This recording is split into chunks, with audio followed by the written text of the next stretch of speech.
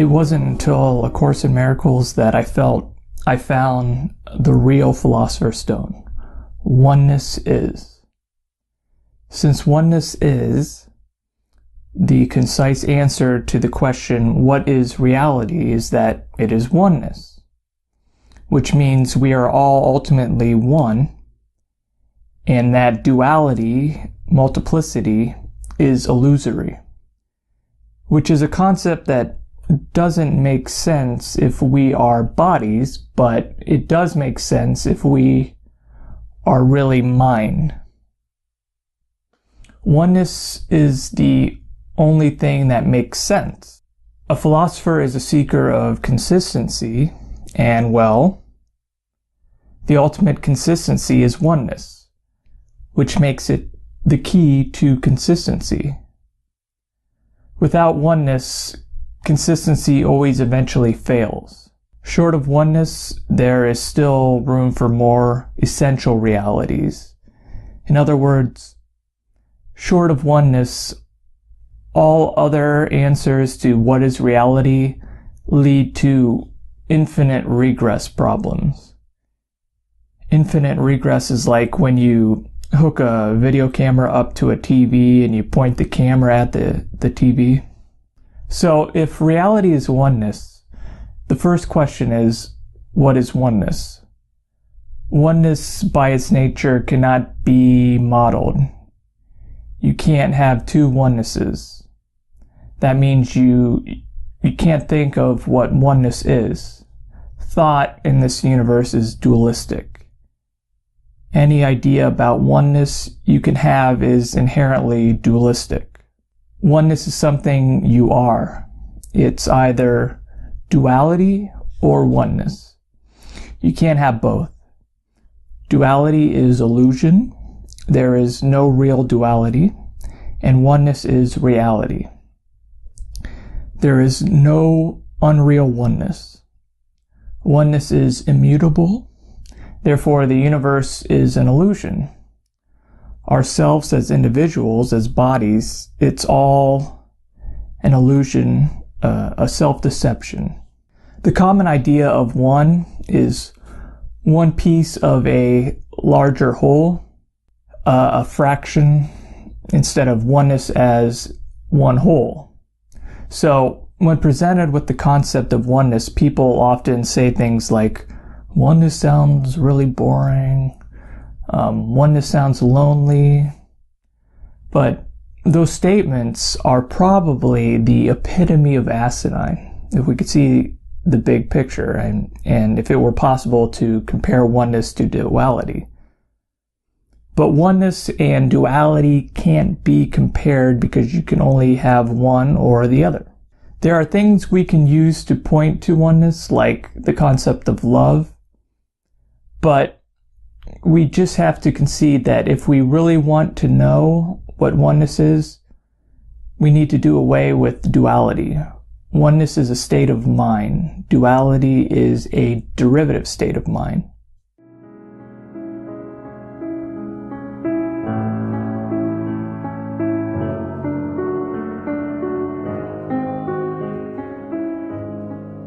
When talking about oneness as reality, one question always comes up in one form or another. The question usually goes something like, if oneness is reality, how did duality get made? The question itself illustrates the whole problem because that question is not a question but a statement saying duality is real.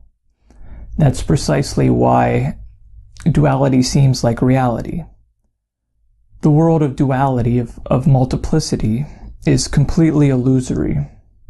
It has no impact whatsoever on oneness. Right now, this very instant, we are oneness, but we are essentially dreaming of being two-ness, multiplicity. From the question, how can duality be real if oneness is reality? There are usually many follow-up questions that revolve around that same question. Those questions come in forms like, if oneness didn't make duality, what did? What is doing the dreaming? Oneness is such a foreign concept to normal thinking that it seems to me that it takes a brain rewiring to make sense of it, which takes some time. Even though science hasn't figured it out yet, the brain is a limit on mind. It is not mind itself. The brain is just part of the rule set of this dualistic universe.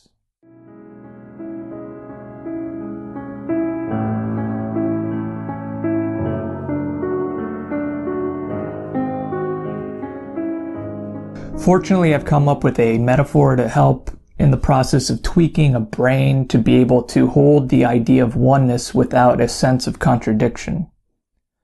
We can fathom the idea of a perfect circle in our minds, even though perfect circles don't exist in the universe. In this universe, all circles are ultimately pixelated because the universe is ultimately discrete. In my metaphor, we start with the idea of a perfect circle, and that perfect circle represents oneness. No beginning, no end. What we are, you and I and every other sliver of mind dreaming up this dualistic universe, is the diameter of this metaphorical perfect circle. We are the diameter of oneness. Oneness entails some sort of unlimited mental creativity. But in that unlimited creativity, a creation cannot be real unless it is shared with oneness.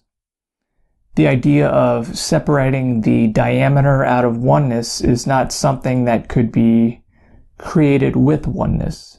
It's the first illusory thought, the first dualistic thought. Dualistic thought turns mind into consciousness, a perceiver rather than a creator. Now diameter is aware of itself, separate from the circumference of the circle. So now we have diameter versus circumference. And we should all know from basic geometry that the relationship between diameter and circumference makes for the theoretically infinite, non-repeating sequence of numbers known as pi. Pi represents the inability to make a perfect circle from diameter alone. Such a circle can never quite close. It's always open. But in a stubborn exercise in futility, diameter started entertaining the idea of making its own circle separate from oneness. But the only thing diameter could make out of itself that would close wasn't a circle, but a polygon. That meant diameter had to split itself up into at least 3 pieces to close itself. So diameter had a choice to make: abandon the idea of diameter being separate from the circle as a whole, or continue with the idea to see if diameter could make its own circle, its own reality. The main problem with diameter's plan of making itself into its own closed reality is that it had to split itself up into constituent parts, constituent consciousnesses, and the reality could only be maintained if those constituent parts remained in conflict with each other. Otherwise, they'd merge and return to oneness. The more pieces, the longer the potential for the false reality to last. So it had more bits to play with. So diameter split itself up into countless segments to make a polygon mimicking a circle. Each of those segments was basically a fragment of mind. Those mind fragments then began to engage with each other to make a matrix of data operating under a rule set that we call the universe.